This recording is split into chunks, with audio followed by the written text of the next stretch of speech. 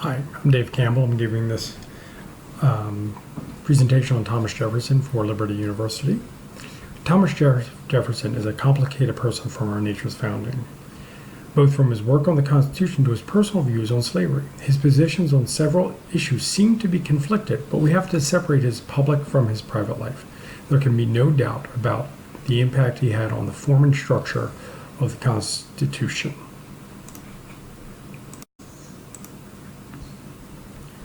His stand on slavery changed between 1770s and 1790s. He was, in his private life, a businessman, and as that he came up with a theory on the 4% that showed how profitable it was to own slaves.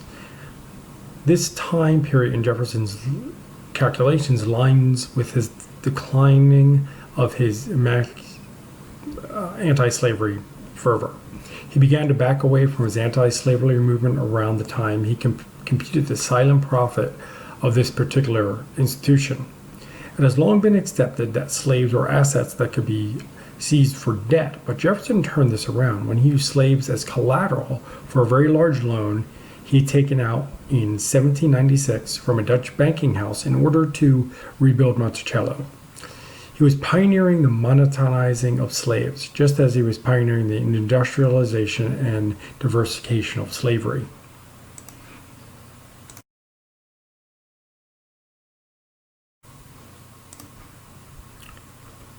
In 1817, Jefferson's old friend, the Revolutionary War hero Thaddeus Kozakowski, died in Switzerland. The Polish nobleman who had arrived in 1776 to aid the Americans left a substantial fortune to Jefferson.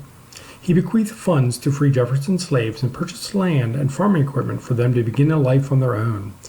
In the spring of 1819, Jefferson pondered what to do with legacy.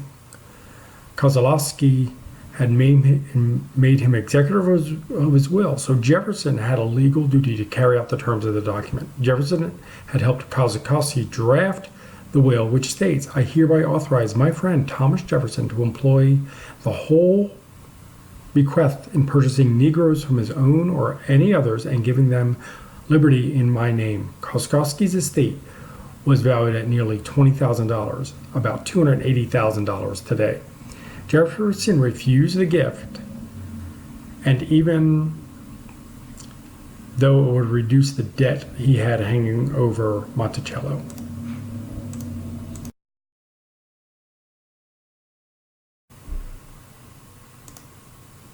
In comparison, we have Jefferson's positive impacts in many areas that still affect the United States today.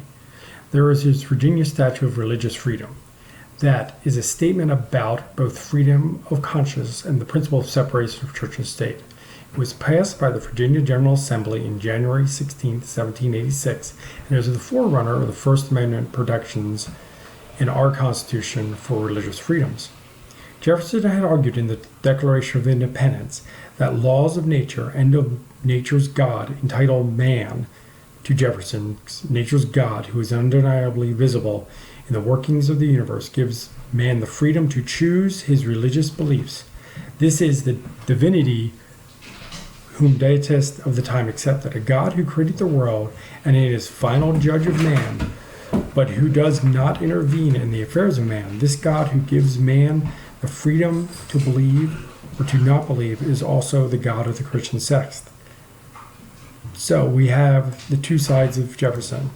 His legacy is that he created great political freedom for us in the Constitution, especially under the First Amendment, religious freedoms.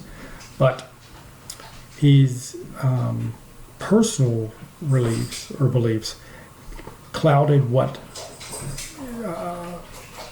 people think of him or may have thought of him at the time when it dealt with the moral issues of what was going on. Thank you, and have a good night.